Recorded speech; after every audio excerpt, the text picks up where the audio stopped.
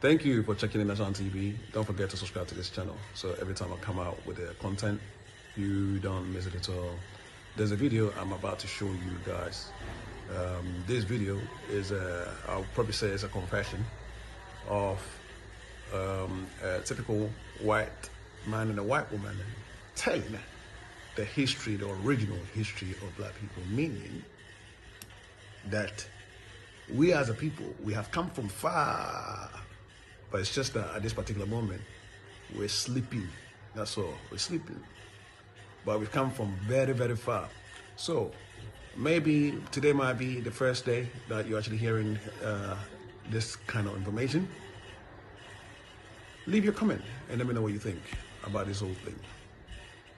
White supremacy. White people destroyed Egyptian monuments that looked too black. White people started separating Egypt from Africa as if it was two different places. White people started making Egyptians look white. And then when people started pointing out that Egyptians were in fact African, they started trying to make it seem like the pyramids were built by aliens because they did not want the modern white world to know how advanced the African culture was. Do you know why they won't teach us the history of Egypt?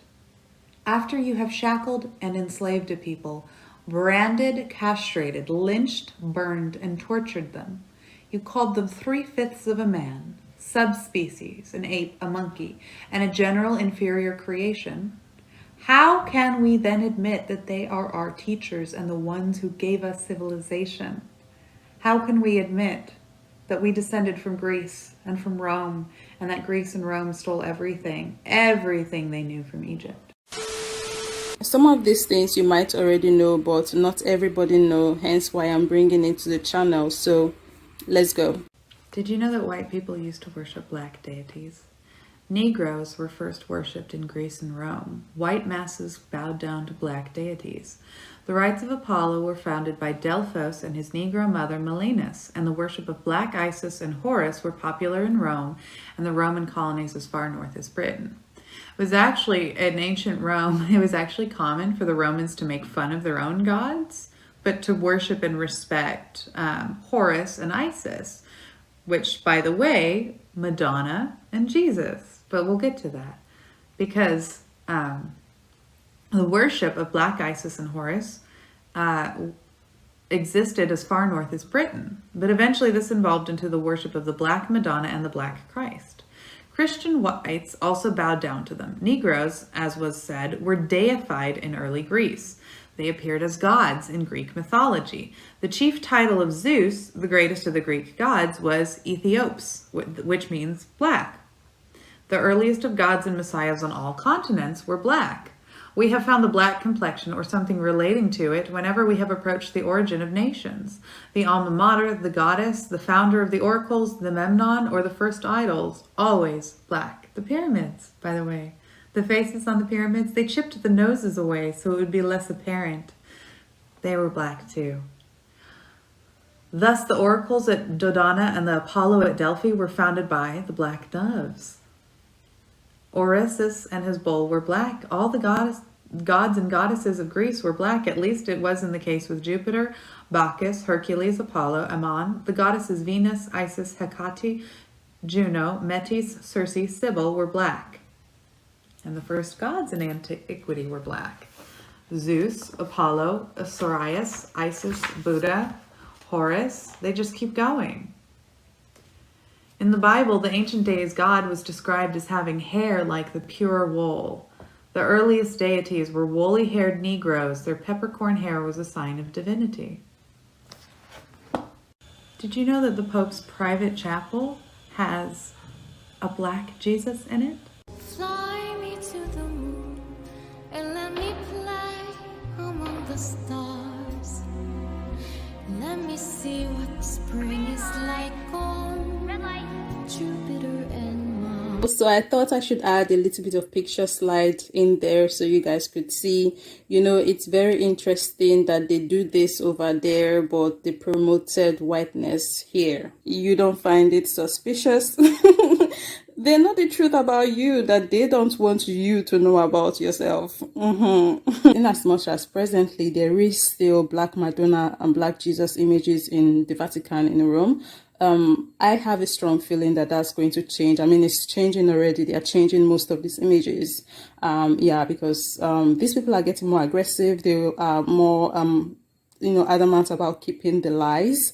Yeah, so it is going to get worse. That's why we do need to know. So even though they change these things, we already have it here and we can pass it on to our children. We know how important it is for these information to be passed on to the kids, right? For those people that are going to say color doesn't matter, if you want to keep believing it doesn't matter, okay, but one thing I would say, it mattered enough for them to want to change it. If it didn't matter, they wouldn't change it. So probably you should put that in your mind, when you're saying it doesn't matter. And also the truth matters. So do you care about the truth, or you care about your comfort position?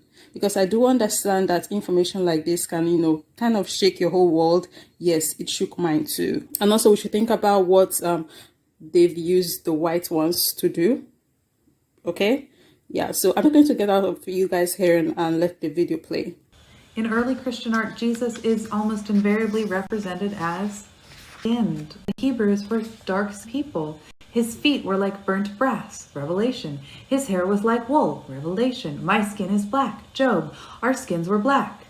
They are black, Jeremiah. Look not upon me because I am black, Solomon. Joseph, the Jewish historian, wrote that Christ was a man of simple appearance, mature age, dark skin with little hair. And the earliest statues of the Virgin Mary, they're also black. Everything was stolen from Egypt. Do you know why they won't teach us the history of Egypt? After you have shackled and enslaved a people, branded, castrated, lynched, burned, and tortured them, you called them 3/5 of a man, subspecies, an ape, a monkey, and a general inferior creation, how can we then admit that they are our teachers and the ones who gave us civilization? How can we admit that we descended from Greece and from Rome, and that Greece and Rome stole everything they knew from Egypt? How to admit that? There's no room in a white supremacist psyche for black contributions to civilization or world progress. This reaches too far into the consciousness of the so-called objective white scholars of academia and their black-skinned counterparts. This is like asking a Nazi to accept the Jewish origins of Nazism and of Hitler, if that were the case. They couldn't accept it if it were true any more than the white supremacists can accept the African origins of civilization, the African origins of Christianity, the African origins of science, the African origins of everything. Philosophy originated in Egypt. Math originated in Egypt. Theology originated in Egypt. Philosophy originated in Egypt. Letters originated in Egypt. Everything started there. They were as ancient to the Romans as the Romans now are to us. And that's what we don't really understand, because we live now.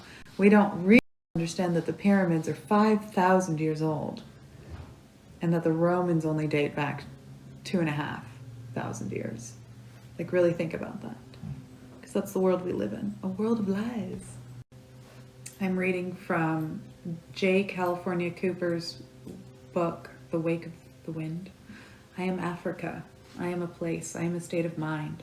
Hundreds of years ago, my children lived free. We had our skirmishes within my shores, even small wars that did not disturb my great and sprawling land. We were not perfect, but we never lift our shores to seek to destroy or rob any other culture or people, to steal the fruit of their land or mines and leave the land and people ravaged. Nor did we seek to steal any people's love of themselves, nor tell other people they were ignorant savages and inferior while we were superior, as the white ones said to us. They lied so much and long they began to believe it themselves. They cried God with their mouths while holding a knife in one hand and a gun in the other, slicing and firing at vibrant life. They also brought with them other diseases, including endless greed, envy, and hate. Our nations changed. They killed for land, women, or gold, spreading their savageness to all others. And now they have influenced others. Anathema. Enough. How do we repay our debt, black people? I really want white people to think about that. White supremacy. White people destroyed Egyptian monuments that looked too black. White people started separating Egypt from Africa as if it was two different places. White people started making Egyptians look white. And then when people started pointing out that Egyptians were in fact African, they started trying to make it seem like the pyramids were built by aliens because they did not want the modern white world to know how advanced the African culture was. Why do you think they targeted Africa for slaves in the first place? This was all about implementing white supremacy. Take a look at what they did to Jesus Christ. That man ain't white, but they made him white and they forced that white Jesus onto people of color just to further perpetuate the white supremacist agenda. White supremacy. White people destroyed Egyptian monuments that looked too black. White people started separating Egypt from Africa as if it was two different places. White